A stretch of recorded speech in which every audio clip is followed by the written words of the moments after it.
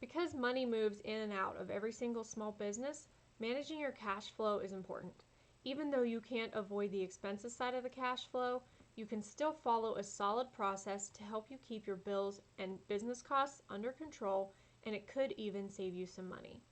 Hi, I'm Karen Kinsinger. If you don't know who I am, I'm an online bookkeeper that specializes with QuickBooks Online, and I help service-based entrepreneurs make sense of their finances. Today we're taking a look at several proven ways to help you plug the potential holes in your accounts payable. Put simply, your accounts payable is your bills. The first tip is to resist the urge to delay bill payments past the due date. A study done by Sage found that 1 out of 10 bills across the globe are paid late, which costs small and mid-sized businesses as much as $3 trillion annually. While it can be tempting to put off paying those bills, especially if sales are slow, doing this could cost you more in the long run. A lot of vendors stick to a strict policy of charging late fees and interest penalties. So instead of resolving your cash flow problems, late payments often make things worse.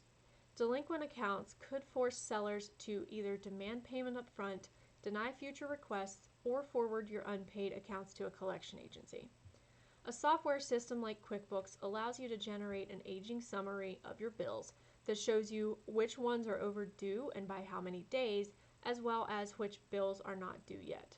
You can use these reports to keep your payment schedule organized and avoid the late payment costs and lost credit privileges. The second tip is to not use early payments as an organizational tool. On the flip side of the previous point, some business owners pay their bills as soon as they get them, as a way to avoid losing or forgetting to pay them. While it's true that early payment practices prevent late fees, they can also lead to less than ideal circumstances if your business gets hit with an unplanned expense. The problem with cash crunch emergencies is that they're unexpected, and so your cash flow strategy should include an emergency fund. If you consistently dip into that fund to pay your bills early, those emergency funds may not be there when you need them. To avoid the costs of having to borrow against a charge card or a line of credit, set up your accounts payable system to pay your bills when they're due. The next tip is that not all early payments are created equal. Paying your bills early as an organizational tool is not to be confused with the opportunity to get a sales discount. A common early payment discount incentive offered by suppliers is the 2/10 net 30, which means that if you pay the relevant invoice within 10 days of its issue, you can deduct 2% from the total amount owed. But if you choose not to take advantage of that discount, the full invoice amount is due within 30 days. Let's say you received an invoice for $5,000. The payment terms are 2/10 net 30, and the invoice is dated for October 1st. Your business can either pay the full $5,000 by November 1st or $4,900 by October 10th. If you do the math, 2% of $5,000 is $100. $100 off of $5,000 is $4,900. The situation of your company's cash flow plays a big role in any discount decisions you make. Can your company afford to make this payment 20 days in advance?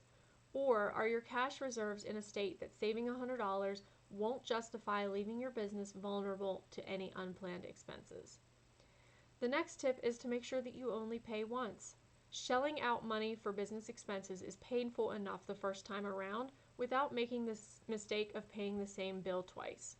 To help prevent this, get in the habit of making payments from the original invoice only rather than from a supplier's account statement. Statements are helpful in identifying which bills you've received and which payments you've made, but paying outstanding amounts directly from them prevents you from verifying order quantities and prices, as well as it doesn't provide a valid source document for any taxes that you may have been charged. It also increases the chances of duplicating your payment when the original bill arrives. Instead of paying from a supplier's account statement, request copies of any missing bills, enter them into your accounting system, and pay them accordingly. Automated programs are often designed to alert users when a duplicate bill number is entered, and so to avoid multiple payments, make sure that you enter a bill number with every single bill that you process. Most companies assign unique numbers to their invoices already, but you should have a logical and consistent policy for creating a number when there isn't one on the bill. An example could be to always use the first 3 letters of the company's name followed by the date of the invoice. So a bill from ABC Company dated October 10th, 2018 might get entered into your accounting system as ABC 101018. I highly recommend, however, that you outsource your bookkeeping tasks to a professional. Doing the bookkeeping yourself when you don't completely understand the process can cause a lot of issues and extra expenses down the road. Do yourself a favor and hire a professional.